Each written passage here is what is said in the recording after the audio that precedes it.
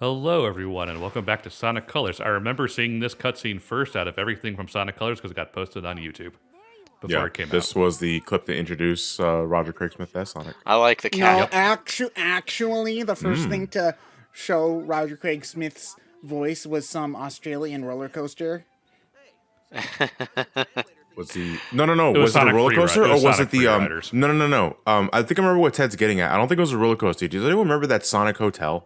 Like there was a Sonic themed hotel room. I'm not sure what theme park or amusing attraction. I'm not sure, but that had Roger Craig Smith voicing Sonic, where it's like, check out the consoles. Yeah, it's like all three of them. I don't recognize. I don't recognize two of them because I never heard of them. Sega Saturn. What's that? But I think that might have been like one of the earliest instances of hearing Roger Craig Smith as Sonic, who's like to this day still voicing the character. Like he's definitely the longest tenured. Well, English Sonic, anyway. Yeah. Isn't Sonic still the same Sonic from Adventure in Japan? Yes. Yeah. Japan does not replace voice actors unless they either die or the actor willingly gives it up. More or less. Yeah. Give it back, Sonic actor. Give it back. I'll never give it up. Junichi Kanemaru is Sonic's Japanese voice actor, and he's been since Adventure 1. I also believe he's an English teacher, which is why he will occasionally burst into spouts of English as Sonic. Shit. And I think. Well, I just figured that's I- just like the cool guy attitude Yeah. that a lot of Yeah. shonen like heroes Yeah. have in Japanese. Because English is cool. I mean, as an English It's speaker, it's exotic. It's exotic and foreign to them, which makes it sound cool. yeah. But as an English speaker, I feel like our language is anything but cool. But whatever. Oh well, it's anything but cool in Japan too. You should see some of the English writing that they stick on advertisements and store signs, and you know what? You know when y'all are done watching this video, just look up Abroad in Japan's video on decoration English. Why English goes so wrong in Japanese advertising? It's a trip. Are you considered a weeb in Japan if you speak English? No. Or just break there into are- There is random English words? a term for that. It's called Westaboo. Oh wait, that one level Westaboo. in Sonic That's- Sonic Lost World isn't even original because there's Nope. a whole world Yeah. based. Never mind. Okay. Westaboo is a Western term for that. It's what? No one's Well, I mean- gonna call you a Westaboo in Japan. They probably can't even I don't pronounce live in- that. But like, there are quite a few borrowed English words that are used fairly frequently in Japan.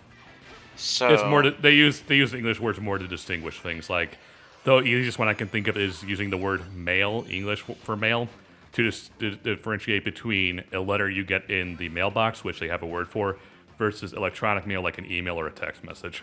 Well, they also just have words that they didn't have a word for before they were introduced to the English words, so they just used the English word. Yeah. So I don't live there, so I'm not going to presume what they do and don't say.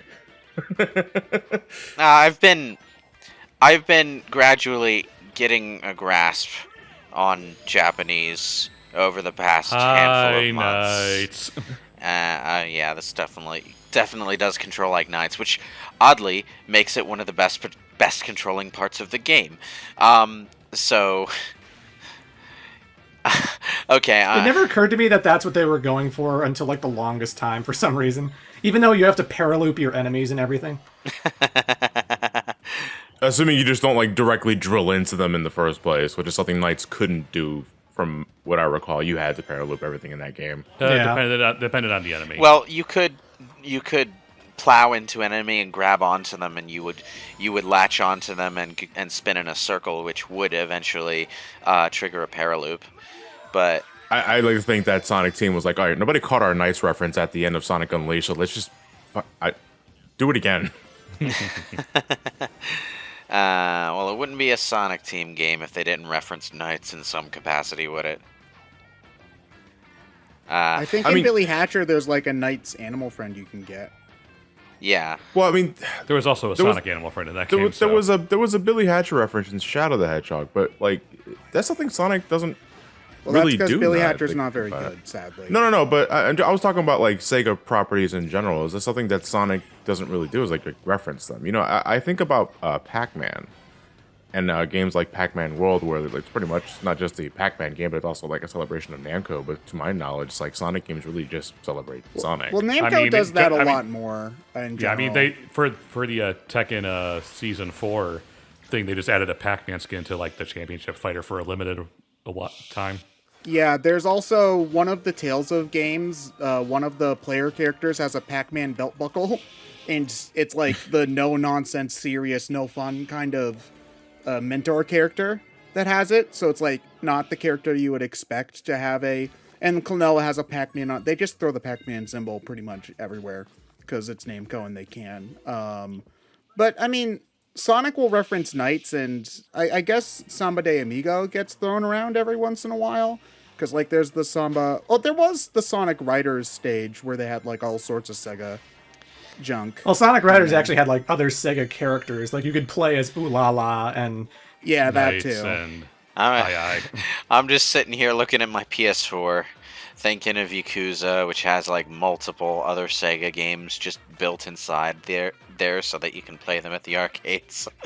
I'm just waiting for the Valkyria Chronicles allegories in Sonic games where they can talk about not World War Well, II. Speaking of Valkyria Chronicles, They had their chances in Forces. Valkyria Chronicles actually just has 2 party members that are based on characters from Skies of Arcadia. Skies of Arcadia. Yeah.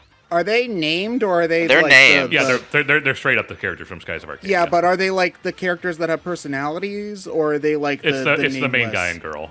Oh, wait, they're really based off of Skies of Arcadia? Yeah. Yeah, 'Cause- it's just straight up those characters. Yeah. Huh, okay. Because I know that... Okay, I would have thought that they would have, like, snuck in that kind of reference in the nameless, like, extra military people you get that somehow have even less characters than, like, the old Fire Emblem. Like, where at least they tell you what their name and generic personality trait is, where in a cutscene versus Valkyria Chronicles, where their name and generic personality trait are told to you in a character select list, and you never really get to see it ever. But I'm also just not a big fan of Valkyria Chronicles in general, so that'll be... I really wanted to get into it, but the gameplay loop really turned me off. The problem I had with it was that none of the characters really felt distinct. In a strategy game, I personally prefer strategy games where each character feels unique, and so I have to really think about how each character, like how I'm supposed to use them, versus strategy games where it's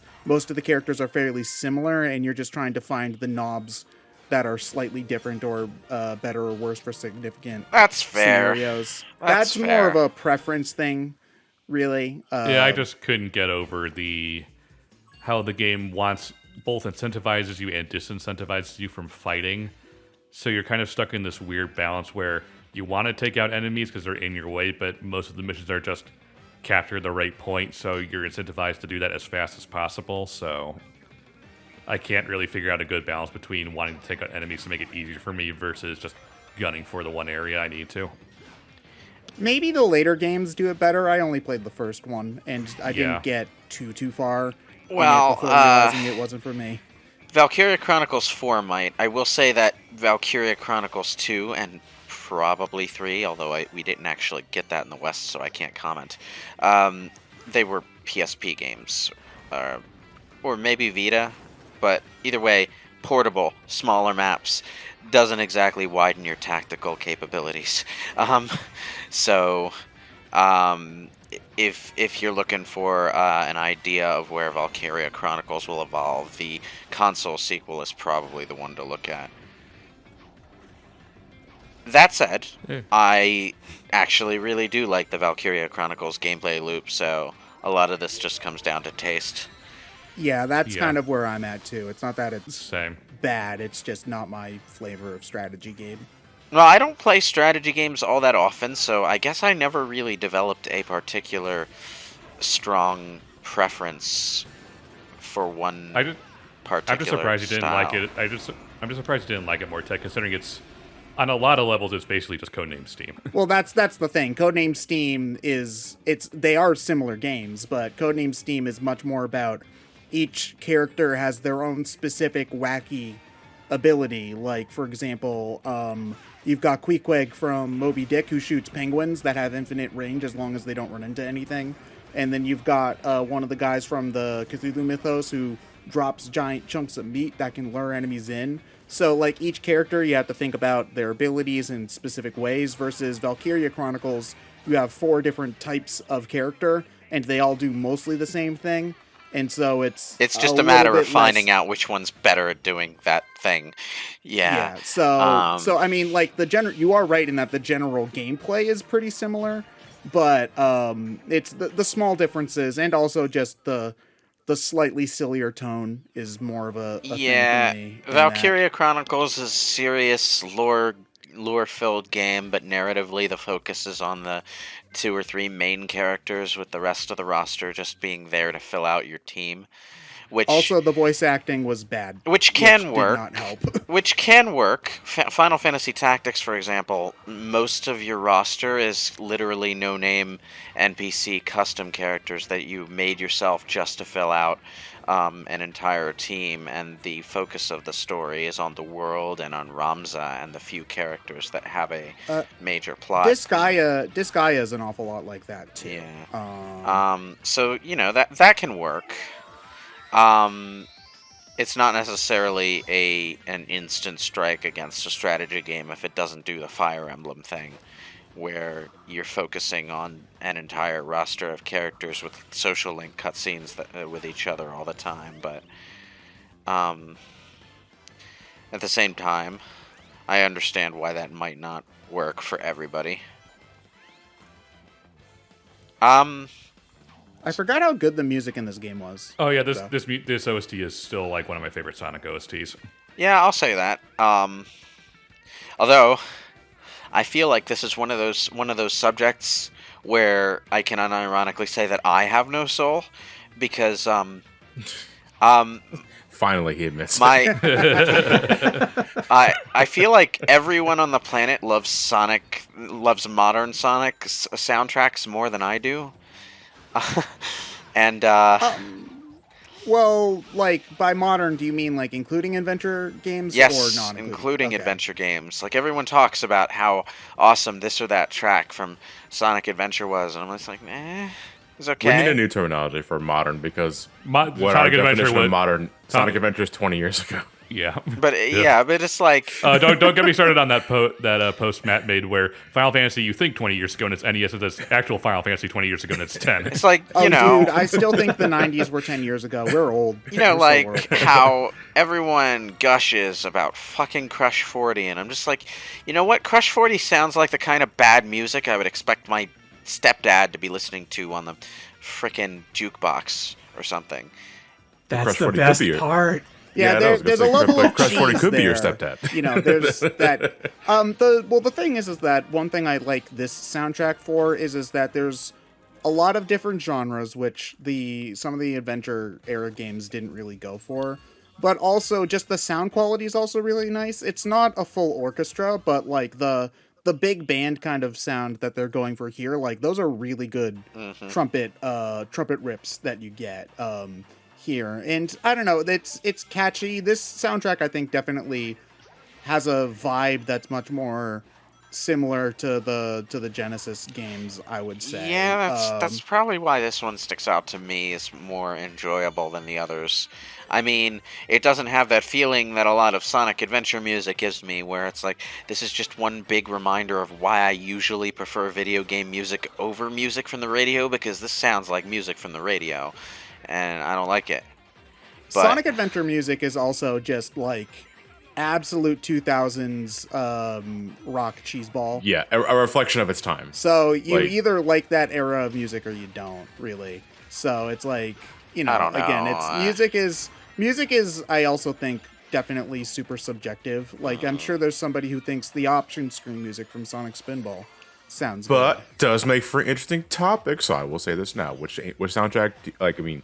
Putting aside personal preference, which soundtrack do you think between Adventure 1, 2, and Heroes? So just use those 3 games. Have aged in regards to them being a reflection of its time? A reflection What of the their fuck? a reflection of their time. I would say Adventure 2. Yeah, Adventure 2 definitely is the most like 2001 sounding game. Yeah. You know. Yeah. I mean, Shadow the Hedgehog's vocal tracks are pretty terrible. Oh boy. Well, Shadow the Hedgehog is definitely like a 2005 sounding game. I will give it that, because 2005 definitely, like, if you go back, it's a lot of like Nickelback and Creed and Shadow the Hedgehog. Man, that's a really cursed Shadow the Hedgehog. Shadow the Hedgehog's music has, I would say 2005 in the sense that it sounds cool until you actually listen to the words that are being said. At which point, it's like, have you ever like gone back and listened to like not like All Hail Shadow, which everyone still remembers because of Sonic 06 or whatever, but it's like, I'm the chosen one. Like, it's this one where like Shadow says like there's no point to his existence. He should never have been born at all, and it's so emotional. It sounds like a bad parody of a Linkin Park song. Yeah, it's like Shadow the Hedgehog definitely sounds like never made it as a wise man, couldn't cut it as a poor man stealing. This is how you remind me of what I really. Wow, that actually. Oh my god, that actually goes really well with the game. Yes, Nickelback really could be Shadow the Hedgehog. Holy crap! Like, at least I still have fun with City Escape. At least I still have fun with Live and Learn. But when I listen to like Shadow the Hedgehog music, that makes me cringe. That makes me go, ugh. Yeah, it was the I think host. Sonic Adventure 2 was the only time they attempted ska in any sense of the word. Well, you could argue like, that this for a song right Sonic- here is ska, like, because it's the guitar and the big trumpets. That's like the definition of ska, you know. It was also like 2000 when Sonic Adventure 2 came out, which is like the very tail end of the late 90s ska boom, where ska was cool again for 5 minutes. I mean, I don't get me wrong, I love ska music because I'm just a sucker for anything that combines I have trumpets and electric no guitar. idea what that is. I've never even heard that word before today. Ska, it's basically Okay, you just don't know what ska is, but you know that Japan doesn't say Westaboo. if you've ever heard of like Hootie and the Blowfish is ska, or Mighty Mighty Boss Tones, you would recognize the sound of it if you heard it on the radio. But it was like I forget when it was popular the first time, but it was very, very shortly in the late 90s popular again. Yeah, And then it dropped. Hootie and the Blowfish was around the time Ricky Martin was like. Ricky Martin's another big one.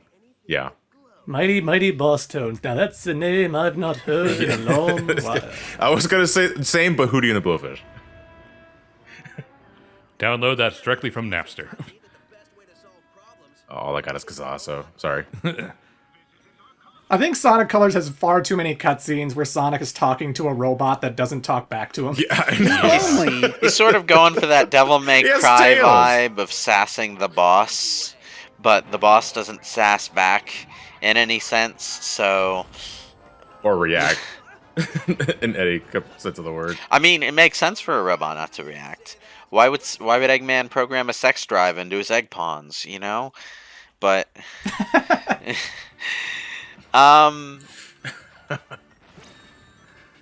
Okay, so... there's a wall jump in this game? What? Yeah, Yeah. there is. Yeah. I did not know that. Anyway, the one I like the bosses well enough, but what I don't like about the bosses is how there's only 3 of them and they both repeat twice throughout the game. Like they ran out of time to make half the bosses. Yeah, there's really not much difference between the two either, besides the kind of wisp that you can use to like end it fast. This one, The I only think, thing is that- the best of the 3. Like, the... No, I would argue the whale chase. I hate the whale chase. That one goes on for forever. The and only is really thing I boring. don't like about this fight is I don't know what determines you getting the wisp. Like, I know you get it from like what Ryan just got right there. That doesn't always happen. It's And I'm wondering, is it just RNG? it's the Is glowing. it luck? It's the glowing cannonball. No, yeah, but that's what I'm saying. But sometimes I'll hit that and I'll just get rings instead. I like, think it might won't give be a you wisp. rings if you already have a wisp. No. I've had plenty of times where I break it and it just rings. It's not a wisp.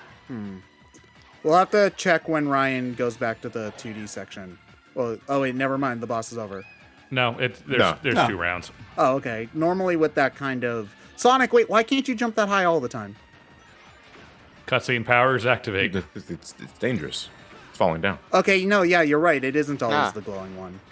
Yeah. Must just be random chance what's inside it then. Yeah, I just don't like it, because if you're trying to get like a high rank, then it's not a matter of like it depends on how fast you do it, but how fast you can complete the boss is up to the game, and not necessarily up to you. And I don't like that. Mm-hmm. Although once you get the drill wisp once, as long as you hit the guy with it, that's it. Fight's over. Yeah, that's it. Exactly. And man, this fight is annoying without it. Yep. And like in regards to just like trying to hit the guy. I'm just letting myself get hit so he spawns. So he's right on top of me when I mash the homing attack. Yeah. But he's dead. Yeah. He's made of rings. So many rings. Why did he have to jump back to his ship to explode? You know what is weird though? This game does not give you an extra life for 100 rings. Nope. Yeah. Which was something that I thought Lost World did like first. That was eventually patched out. But then Another thing Lost World copied from Colors. Yeah. Well, so when Lost World did it, and then people started talking about it, that's when people first started bringing up the fact that, like, well, no, it happens in Colors too. And it's like, wait, does it? Wait, what? It didn't hurt quite so much in Colors because Colors had those bonus 1-ups that you could uncover by breaking the numbers in the end stage score screen. So you had an alternative means of getting 1-ups that was somewhat determined by your rank, and your ring count factored into that. So it didn't feel like you lost quite as much. And the fact that, like, there wasn't a level like Lava Mountain 3 where people were constantly dying over and over and over God. again. Oh, yeah. Oh Yeah, god, too. I just remember. Yeah, this game's also fairly easy. I guess some of the levels in Planet Wisp can kill you a couple of times, but most of the game is pretty comfortable. Yeah. Up here's the nose hairline. I always found this dialogue exchange weird because he has a baldy nose hair, but then he adds Mick at the end of the last mention. I was like, so you just taking the joke and making it his own.